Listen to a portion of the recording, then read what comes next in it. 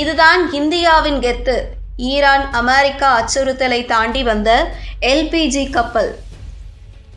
ஈரானும் அமெரிக்காவும் ஹார்முஸ் நீரிணையை கட்டுக்குள் வைத்திருக்கின்றன.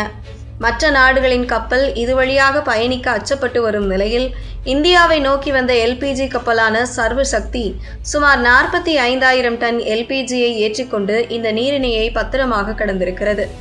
மார்ஷல் தீவுகளின் கொடியுடன் பயணிக்கும் சர்வசக்தி என்ற இந்த கப்பல் சுமார் 45,000 டன் எல்பிஜி எரிவாயுவை ஏற்றி இந்தியாவை நோக்கி பாதுகாப்பாக வந்து கொண்டிருக்கிறது.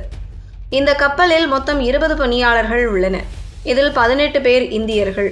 நேற்று ஹார்முஸ் நீரிணையை தாண்டிய இக்கப்பல் மே 13 அன்று ஆந்திர மாநிலம் விசாகப்பட்டினம் துறைமுகத்தை வந்தடையும் என்று எதிர்பார்க்கப்படுகிறது.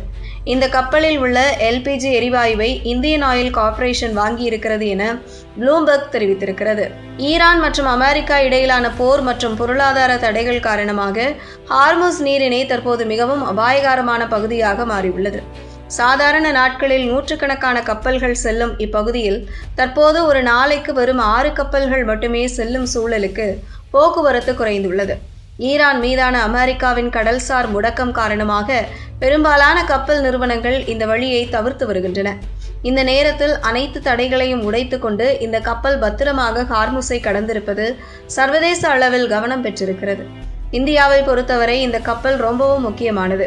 ஏனெனில் நாம் எல்பிஜி தேவைக்கு அரபு நாடுகளைத்தான் நம்பியிருக்கிறோம்.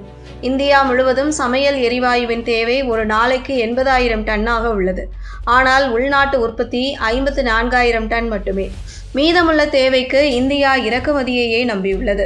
மத்திய கிழக்கில் நிலவும் மோதல்கள் இந்த விநியோக சங்கிலியை பாதிக்கக்கூடும் என்பதால் சர்வசக்தி கப்பலின் பாதுகாப்பான பயணம் இந்தியாவுக்கு நிம்மதியை தந்துள்ளதாக மத்திய எண்ணெய் துறை அமைச்சர் ஹர்தீப் பூரி தெரிவித்துள்ளார். இந்த கப்பல் பிப்ரவரி மாதம் பாரசீக வளைகுடாவிற்குள் நுழைந்தது. துபாய் அருகே மற்றொரு கப்பலில் இருந்து எரிவாயுவை மாற்றிக்கொண்டு தற்போது ஓமன் வளைகுடா வழியாக பாதுகாப்பாக வெளியேறியுள்ளது.